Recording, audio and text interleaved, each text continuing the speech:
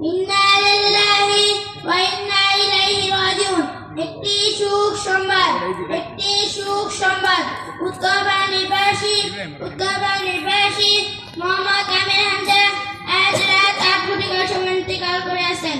ইন্না লিল্লাহি ওয়া ইন্না ইলাইহি রাজিউন। আচ্ছা চলো। আচ্ছা, আমি যে মাইয়াদের জানাজার নামাজ পড়াবো সে কি ধরে থাকতে নামাজ পড়তো? জি না হুজুর, বেশিরভাগই হাড্ডা মারতো, চার দোকানে চা খেত, টিভি দেখতো। এ আবার কেমন মুসলমান? মাঝে মাঝে নামাজ পড়তো, মাঝে মাঝে নামাজ পড়তো না। মুসলমান হয়ে কি নামাজ ছাড়া যায়? অথচ হুজুর সাল্লাল্লাহু আলাইহি ওয়াসাল্লাম বলেছেন ওই ব্যক্তির ঈমান নাই যেই ব্যক্তির নামাজ নাই। অপর হাদিসে হুজুর সাল্লাল্লাহু আলাইহি ওয়াসাল্লাম বলেছেন মুমিন ও কাফিরের ভিতরে পার্থক্য হলো নামাজ।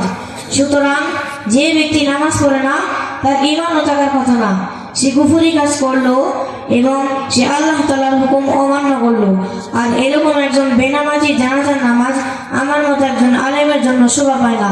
আমি চলে যাচ্ছি, আপনারা অন্য ব্যবস্থা করুন। বাবা আব্দুর রহিম, ইমাম সাহেব হুজুর তো চলে গেল, এখন জানাজা নামাজ কে পড়াবে? তোমরা কোনো চিন্তা করো না, আমরা সবাইকে ইমাম সাহেবের ডাক দেন আসি। ইমাম সাহেব হুজুর বাসায় আছেন? কে?